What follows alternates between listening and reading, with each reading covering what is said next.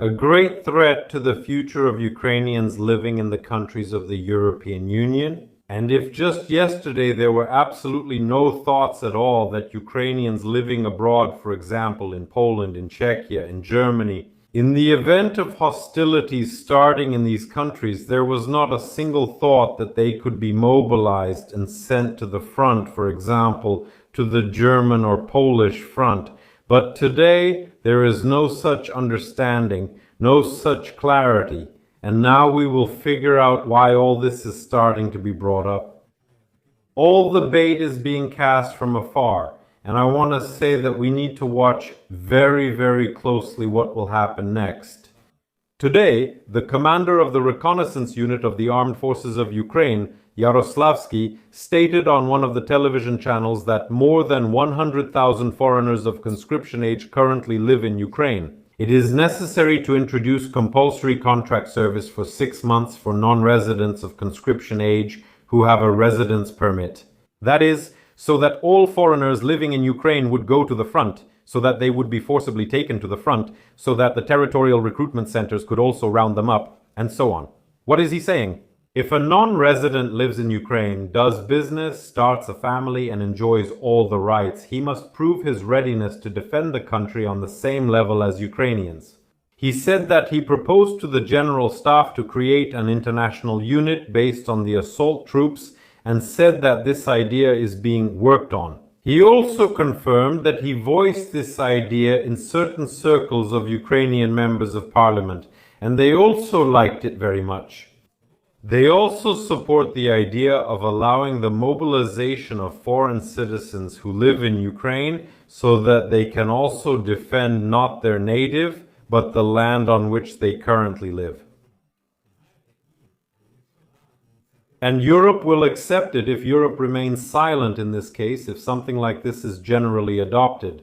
This will be an extremely alarming signal not only for foreigners who are in Ukraine, and this will also pose enormous threats to Ukrainians living in European countries.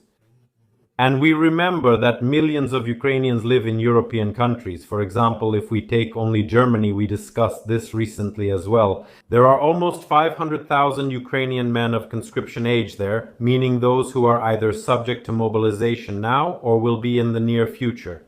Some guys there are 22 to 24 years old. In general, as of today, without changes to the legislation, such an initiative is impossible. Why? Because according to the law of Ukraine on military service, mandatory conscription or mobilization service applies exclusively to citizens of Ukraine. Foreigners and stateless persons are not subject to mobilization. This is a key point. So, foreigners have the right to serve in the armed forces of Ukraine only on a voluntary basis. There can be no coercion in this situation. Although Yaroslavsky talks about people working, doing business, and having families, none of this fits any legal framework. But here I'm worried about something else. Look, for example, if the members of the Ukrainian parliament pass such an initiative, it goes through and Zelensky signs all the laws. So, for example, they do it. Europe won't say a word about it, and that's possible. Why? Because Europe clearly understands that there are millions of Ukrainians and also millions of other foreigners on its territory. And they see that their own citizens, don't really want to go serve. For example, there just aren't any. Germany, for example, can't recruit the necessary number of volunteers to sign a contract. What could happen is that they might try this out in Ukraine, like a kind of testing ground for social interaction. If it works in Ukraine, and it definitely will work in Ukraine the way it's supposed to, because we see that if, for example, forced mobilization works, then why wouldn't forced mobilization of foreigners work as well? Even if some of them leave the territory of Ukraine, what can Europe do then? Europe might even initiate some similar changes itself in order to test whether the mobilization of foreigners would be perceived as normal and adequate. If things go well in Ukraine, then if fighting starts in Europe. For example, yesterday, one of the German generals said that they expect a war between Russia and NATO within the next 3 years. So in fact, if you think about the future, they would also need such a scenario.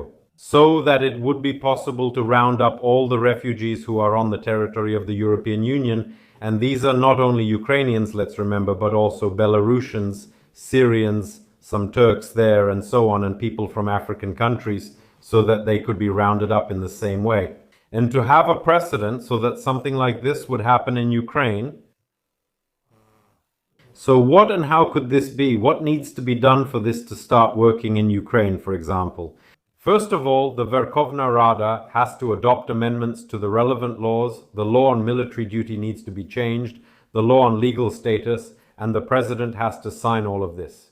But even in this case, there will be serious constitutional and international legal risks and possible conflicts. With the following documents, the European Convention on Human Rights, the rules on forced labor, and the diplomatic status of foreigners. Currently, this is illegal, but that could change.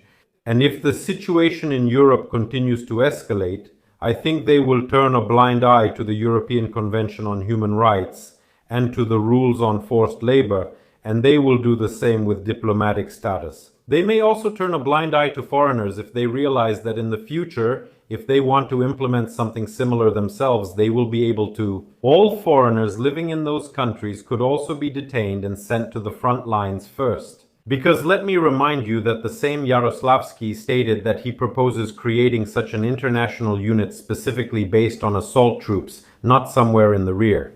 So these will be people who will be, let's say, exposed to the greatest danger.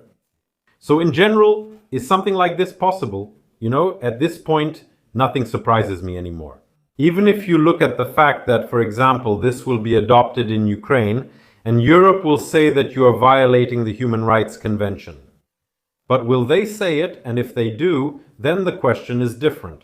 Why aren't they talking about it now when the European Convention on Human Rights is being violated in Ukraine in the same way? Well, a lot of points are being violated. And this is directly and always emphasized by our human rights ombudsman, Dmytro Lubinets, who has repeatedly stressed that, to this day, representatives of the Territorial Conscription Center are severely violating human rights. So we see that Europe is not reacting to this at all, there is no adequate response, and there are no proper actions being taken in this direction.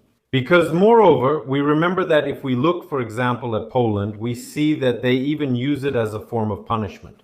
Instead of putting a man of conscription age in prison because he committed some kind of crime, they don't put him in prison. They escort him to Ukraine under guard, hand him over to the Ukrainian border guards, everything you need to understand about human rights.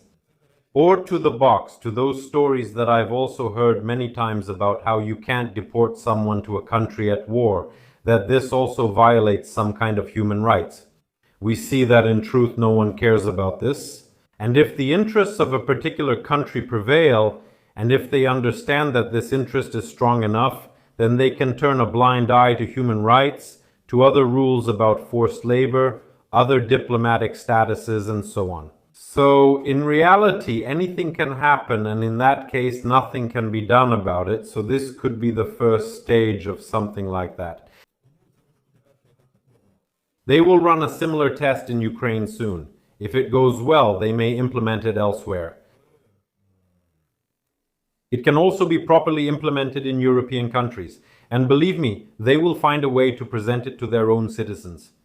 For example, their own citizens won't be against it if, say, Germany says that they've been feeding refugees here for the last 10 years, and now they have 5 million refugees. And let's say they should pay back their debt to our country for the fact that we fed them here, and they built their families, businesses, and so on here.